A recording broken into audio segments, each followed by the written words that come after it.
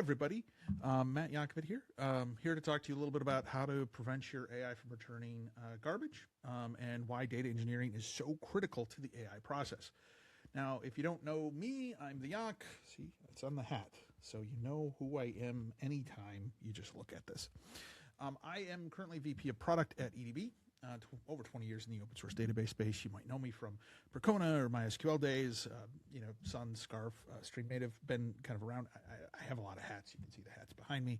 It's a big thing. Here to really talk to you about the data engineering aspect, which I think is a really overlooked space. Everybody is rushing to do more with AI. Now I want to pause for a PSA here. So AI is transcribing this. AI is going to probably train on this. Someone is going to find this in the AI space and it's going to use this. So I want to thank our AI overlords and welcome their arrival. Please don't, put me in one of those matrixy pods. So I just wanted that on the record. Okay, so we'll just go from there. There's a big issue though that we need to talk about. It's the elephant in the room, if you will. And the elephant in the room here is that right now we are all treating our databases, or our AI, we're all treating our AI like they're databases, like it's a UI to an actual database that's deterministic. How many people watching this video or out there are going out there and searching, whether it's ChatGPT or Claude or their favorite LLM and asking them just, questions and taking the answer that it's accurate. So many people I know have replaced their search engine, have replaced, accessing data reports, and they just throw things in, right? Thank you, Notebook LLM. Thank you, these different, technology. They just dump things in, and then they ask questions, and they expect those to be accurate. And the thing is, this has never been designed as a replacement for databases or for deterministic data. It's designed for, something that is non-deterministic that can help you kind of think through or give you ideas, but it's like talking to my neighbor, right? I like my neighbor. His name is also Matt. That's kind of weird. We got two Matts right next door to each other. So if I go over to Matt, I can, shoot the shit with him, but that doesn't mean what he tells me is 100% accurate. It's based on his knowledge. It's based on his experience. It's based on what his life training has been. And that's the difference between really a deterministic system and a non-deterministic system. And when AI hallucinates, people get all upset. This is horrible. But it's not the fault of these models. In a lot of cases, the models are pretty good. It's the data they've been trained on that's bad. And we all know that, bad data doesn't exist. Oh, yeah, if you remember this was like, what was this? God, this was like 7 years ago, 8 years ago now. One of the first examples of bad data causing bad outcomes was this chatbot called Tay from Microsoft, where they decided, because why wouldn't you, to train a bot on Twitter, like Twitter data, because nothing bad ever shows up on Twitter or now X. So what could possibly go wrong? Well, we know that didn't go well. But that wasn't that the technology behind this was bad. The guardrails weren't there and the safeguards weren't there, certainly, but the data is still there. The data was just wrong. The data was, all kinds of horrible things that show up on social media. So there's this training in, garbage out type of a mentality that you have to realize that your outcome is only as good as what was trained on. And for most of these models, we don't know what it was trained on. Okay, we don't. And I will give, credit to a lot of the big AI labs. They've done a fantastic job lately of trying to put guardrails, put boxes around this. Now, the problem is sometimes those walls fall down. Sometimes those boxes fall down. So we need to be mindful and be skeptical. Trust but verify. Now, let's talk a little bit about how the database plays into this. And in order to do that, I need to kind of take a step back. And so you might want to fast forward through this if you are already doing AI programming, you consider yourself an AI guru, you know all this. I'm going to really start basic and work our way up just so people kind of understand the basic concepts. Okay, I want to start with how LLMs are trained.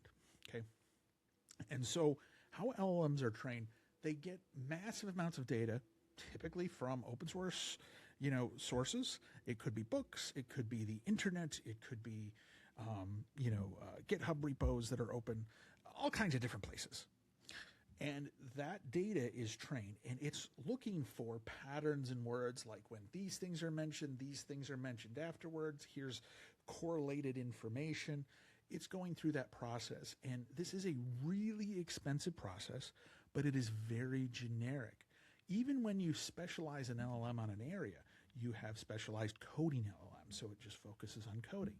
It's still focused on basically massive amounts of data that it needs in order to make predictions about the next word, the next phrase, what code blocks look like, things like that. These are expensive to train and deploy, and they are very expensive to maintain, right? You can see that, even like now when we're getting like new models every couple of months, these models, they take a massive amount of compute and a massive amount of GPU resources.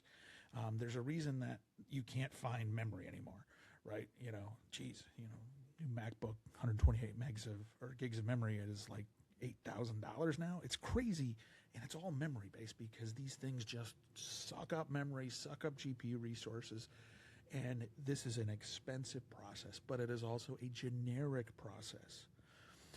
But when you want to bring in your own data, there's a few different ways to make that happen. Now, number one, you can tweak open source models and change the weights and change how they're trained a little bit. There's refining, there's doing tuning on the models, but those are also expensive. Not as expensive as training your own, but it can still take a lot of time and resources, and it's out of the reach of a lot of folks. But that data also gets stale, right? And because it takes a while to train, let's say, like a specific, or do a fine tuning on a specific data set. If you're looking for things that are relatively real time or that have happened recently, you're probably going to be looking at augmenting your data. Now that brings us to RAG and the data engineering aspect. Now, what the heck is RAG? So if LLMs and these models are all trained on generic data, RAG is basically giving additional context to the models based on information that you have. Okay, so think of it like contract law. There are probably a lot of websites on the internet that have details on contract law. Now, how many of them know specifically about the contracts for your business? None, unless you put them all out there and they just happen to be, part of the sweep. So if you wanted to say like, hey, when do my contracts expire? What clauses in there? The models need to see and know your contracts and how you do that. So in order to get that contract information, you need to provide it. And how that generally works is you run some process to extract your contracts or pull them off of a Google Drive or an S3 bucket or in a database.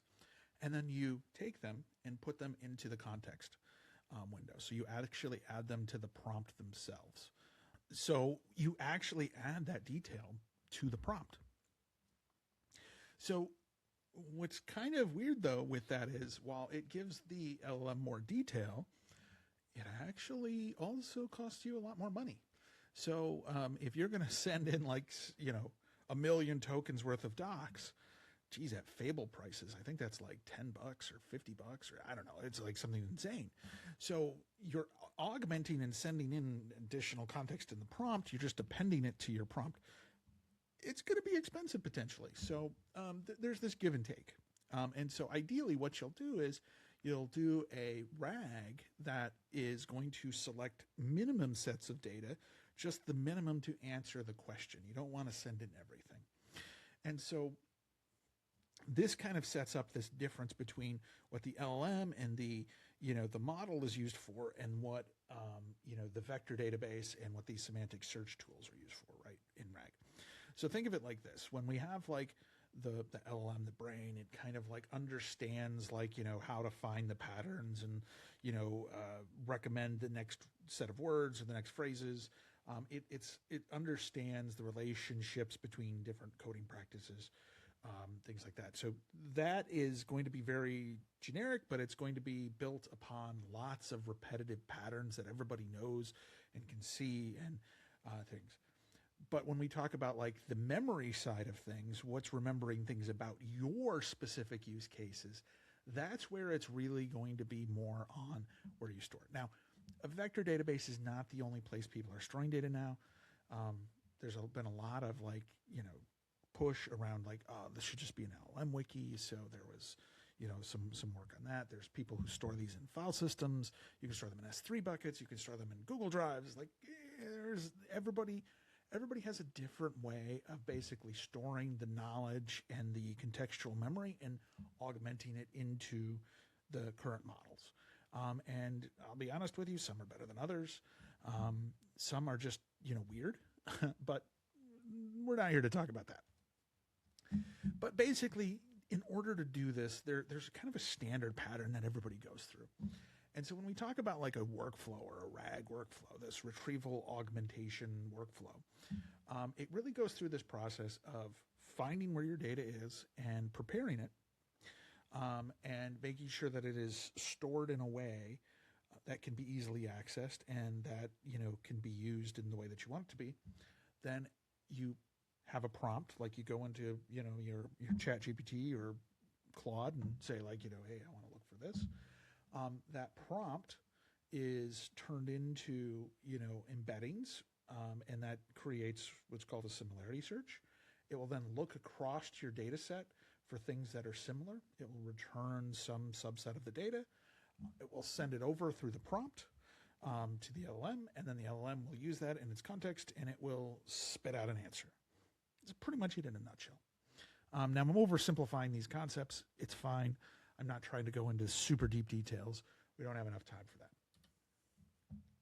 But what I wanted to kind of dive into is some of the more data engineering aspects, because there's a lot of discussion around embeddings, especially if you're here and you're a Postgres or a MariaDB fan, or you use ClickHouse. Everybody has embeddings now. Okay, and so what are embeddings? So in that data pipeline, you've got a document. Let's say I'm doing movie reviews. Okay, so I like movies. And let's say you have movie reviews from all over the world on different movies. And you want to answer the question, why do people in Texas hate or dislike Star Wars? If you're from Texas, tell me why you hate or dislike Star Wars. Tell me why. So what that does is that will take that phrase and it will turn it into a mathematical formula.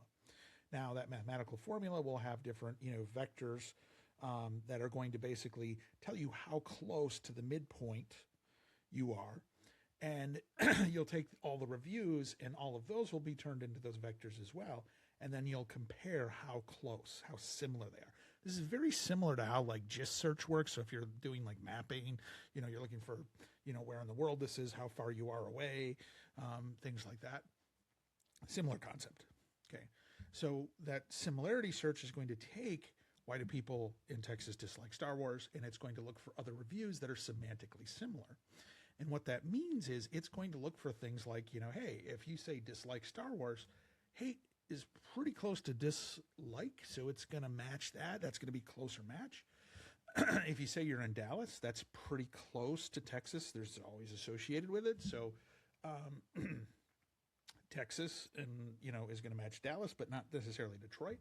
But the other thing is you might not get all of the words right that you really want, because Star Wars and Star Trek are semantically similar, so those will probably match too, right? So you've got to understand, like, this is not going to be 100% deterministic. It's not going to give you only Star Wars. And we'll get into the Star Wars example in a second with some real data.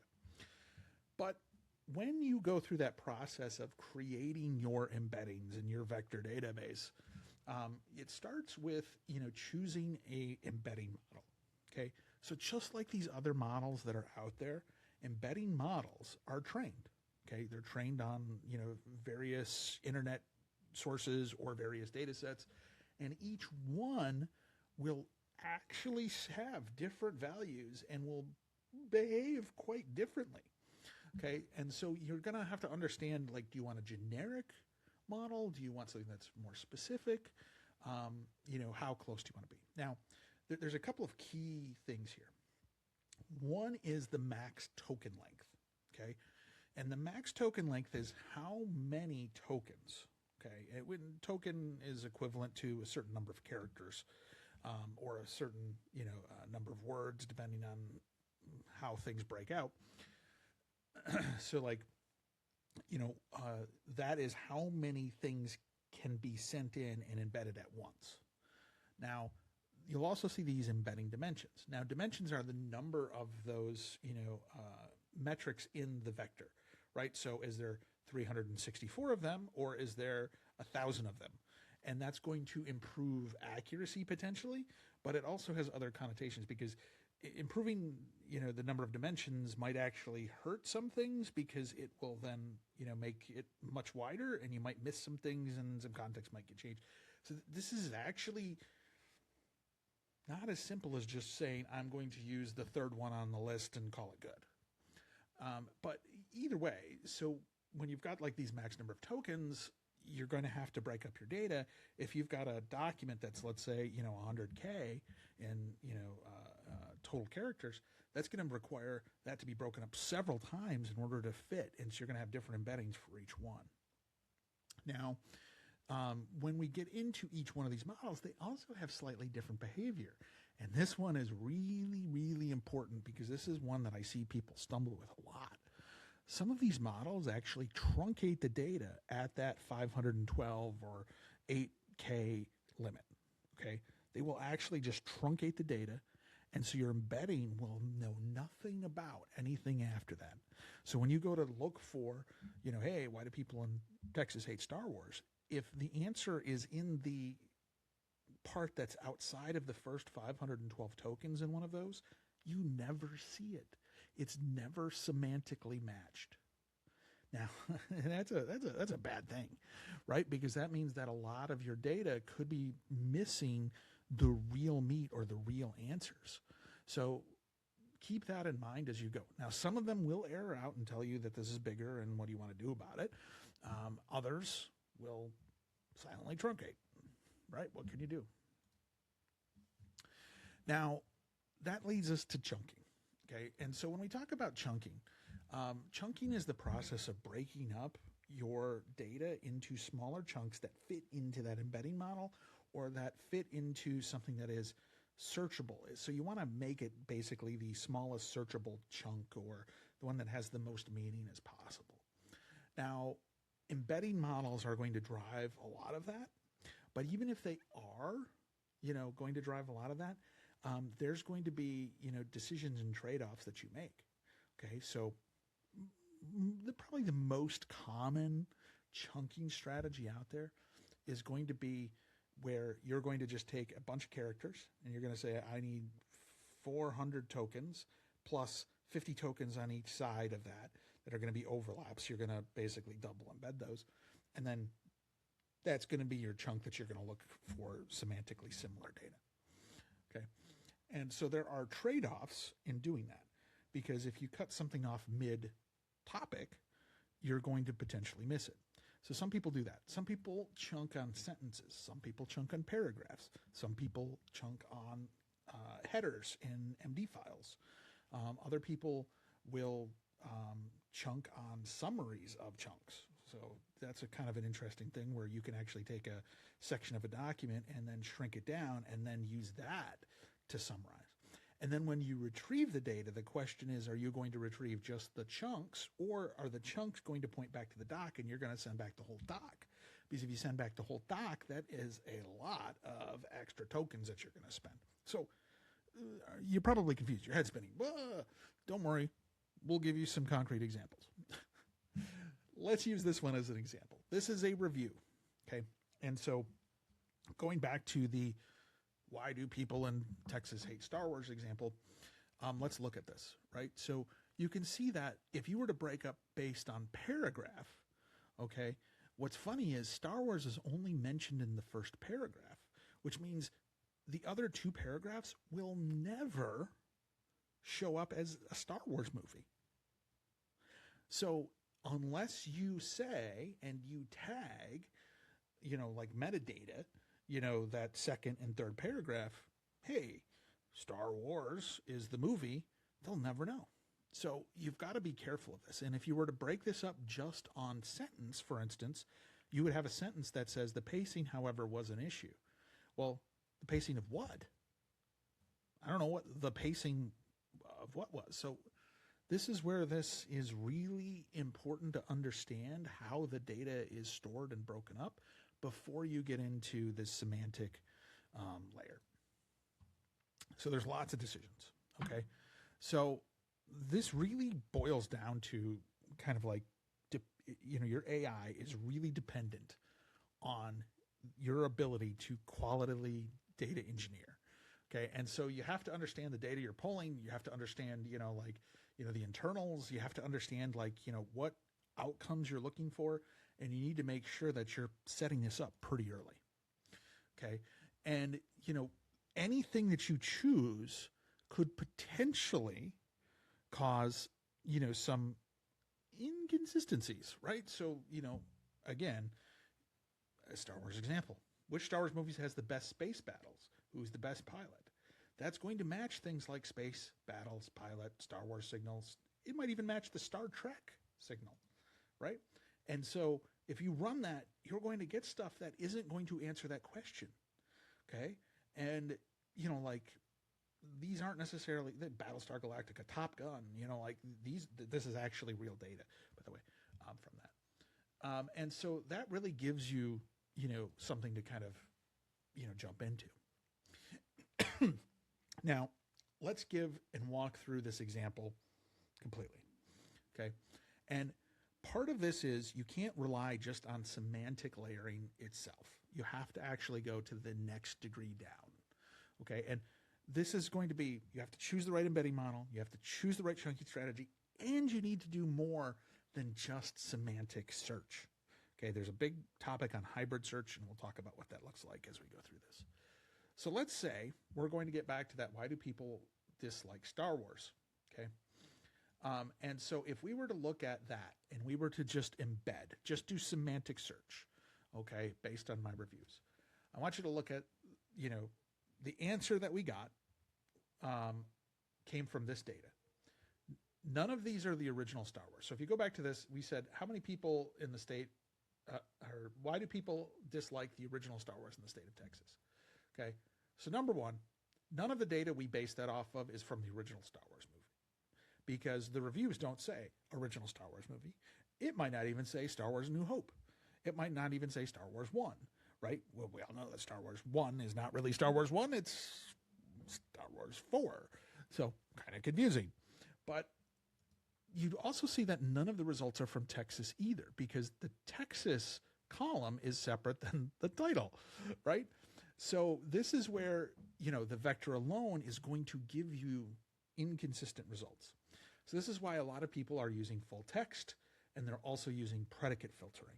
So these are two combination things. So the easiest thing, and we all know this as database people, is to take your semantic search and then just add in metadata. So for instance, we can add in a column that says, hey, the movie is the original Star Wars. Okay, and so what that means is, hey, now we have the original Star Wars in our data set. Okay, and then we can also say like, okay, but we only have 2 reviews from Texas, so we can add in Texas. Yay, right? And so now we've got Texas and we've got, the Star Wars.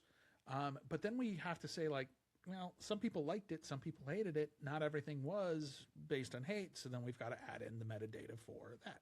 This is common querying, but people overlook this, right? And so we have to continue to kind of like, whittle this down and make sure we're asking the right questions, all right? So when you start to look at this, okay, and when you start to like, go through this process, you're going to have like different ways that you can embed and chunk your data, and that's going to drastically impact your accuracy. And if you think of the data that you're retrieving like a classic database, you need to put where clauses, otherwise you're going to get garbage.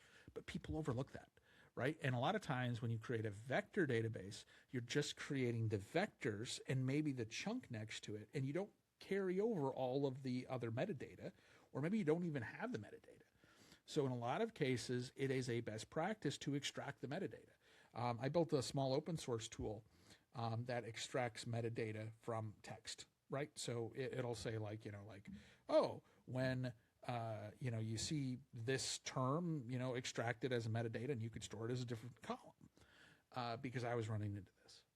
Now, one word of caution here that I wanted to, throw out there, and I didn't really dive into this too much, but when you talk about filtering, the other thing is you have to understand the type of data you're storing in these will matter as well. The natural inclination for most developers is they want to take their JSON, which has Texas, which has Star Wars, and has the movie review, and they just want to create the embeddings on that. That is a really bad idea. 2 reasons. Number one, the JSON is generally bigger than the token size, so you're going to split your JSON into multiple pieces, which means you're not going to get the benefit there. But most embedding models are not JSON aware, which means that you're going to see semantically similar matches to all of your keys in JSON, and there's a lot of extra words that don't really matter. So you're going to get actually not a great experience, and it's going to take like 10 times longer. So be mindful of that. So there's all kinds of other things that you can do here. I don't want to spend too much time because we're running out of time for this, but you can do things like extract metadata from text, which is what I mentioned. You can do multi-level chunking, where some people will actually chunk multiple ways, and they'll store them both, and then they'll match both, and then combine the data. You can summarize your chunks and your data in an LLM. That's actually really a good method if you want to get down to the raw.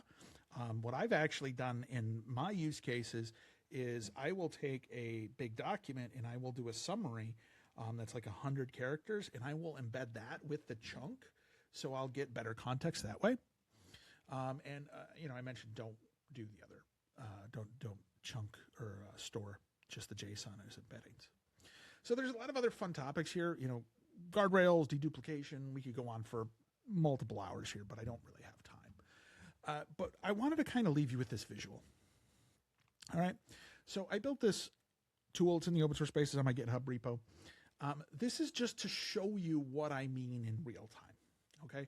So what this is this is a quick tool that I have created that embeds based on these embedding models, and it has these chunking strategies.